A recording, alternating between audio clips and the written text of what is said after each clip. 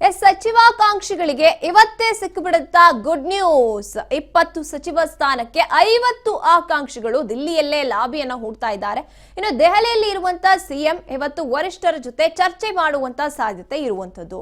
ಇವತ್ತು ಹೈಕಮಾಂಡ್ ನಾಯಕರ ಜೊತೆ ಸಿಎಂ ಡಿಕೆ ಚರ್ಚೆ ಮಾಡಿದ್ರೆ ಇವತ್ತೇ ಏನಾದ್ರೂ ಫೈನಲ್ ಆಗುತ್ತಾ ಎರಡನೇ ಪಟ್ಟಿ ಅಂತ. ಸಚಿವಾಕಾಂಕ್ಷಿಗಳಿಗೆ ಇವತ್ತೇ ಗುಡ್ ನ್ಯೂಸ್ ಸಿಕ್ಬಿಡುತ್ತಾ. 20 ಸಚಿವ ಸ್ಥಾನಕ್ಕೆ 50 ಆಕಾಂಕ್ಷಿಗಳು ದೆಹಲಿಯಲ್ಲಿ ಬೀಡ್ಬಿಟ್ಟಿದ್ದಾರೆ. ಸಿಎಂ ಜೊತೆ ವರಿಷ್ಠರು ಚರ್ಚೆಯನ್ನ ಮಾಡ್ತಾರೆ. ಇವತ್ತು ಹೈಕಮಾಂಡ್ ನಾಯಕರ ಜೊತೆ ಸಿಎಂ ಡಿಕೆ ಚರ್ಚೆ ಮಾಡೋ ಸಾಧ್ಯತೆ ಇದೆ. ದೆಹಲಿಗೆ ತೆರಳೋಕ್ಕೂ ಮುಂಚೆ ಸಿದ್ದರಾಮಯ್ಯ ಅವ್ರ ಜೊತೆ ಕೂಡ ಮಾತುಕತೆ ಆಗಿರುತ್ತೆ. 40 ನಿಮಿಷ 1-to-1 ಚರ್ಚೆ ನಡೆಸಿರ್ತಾರೆ ಡಿಕೆ. ದೆಹಲಿಯಲ್ಲಿ ಬೀಡ್ಬಿಟ್ಟಿದ್ದಾರೆ ಈ ಕಡೆ ಆಕಾಂಕ್ಷಿಗಳು. ಈ ಮಧ್ಯೆ ಇವತ್ತೇ ಫೈನಲ್ ಆಗುತ್ತಾ ಫೈನಲ್ ಲಿಸ್ಟ್? ಸಚಿವಾಕಾಂಕ್ಷಿಗಳಿಗೆ ಇವತ್ತೇ ಗುಡ್ ನ್ಯೂಸ್ ಸಿಕ್ಬಿಡುತ್ತಾ? ಹಾಗಿದ್ರೆ ಇರೋದು 20 ಖಾತೆ ಮಾತ್ರ. ಆದ್ರೆ ಲಾಭಿಯಲ್ಲಿ ಅಥವಾ ಪಟ್ಟು ಹಿಡಿದು ನಿಂತಿರುವವರು 50 ಜನ. ಹೀಗಿರುವಾಗ ಏನ್ ಮಾಡುತ್ತೆ ಹೈಕಮಾಂಡ್? ಅಥವಾ ಇವತ್ತು ನಿರ್ಧಾರ ಆಗ್ಬಿಡುತ್ತಾ?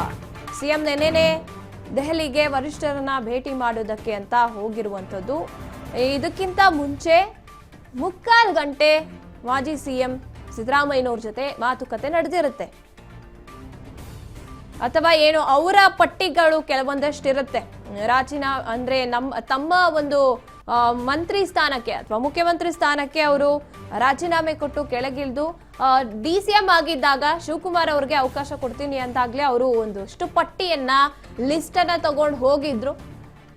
ಇಷ್ಟೆಲ್ಲ ನನ್ನ ಆಕಾಂಕ್ಷಿಗಳಿದ್ದಾರೆ, ನನ್ನ ಪರವಾಗಿ ಇರುವಂತಹ ಆಕಾಂಕ್ಷಿಗಳು ಅಥವಾ ನಾನು ನಂಬಿಕೆ ಇಟ್ಟಿರುವಂತಹ ಆಕಾಂಕ್ಷಿಗಳು ಅಂತ.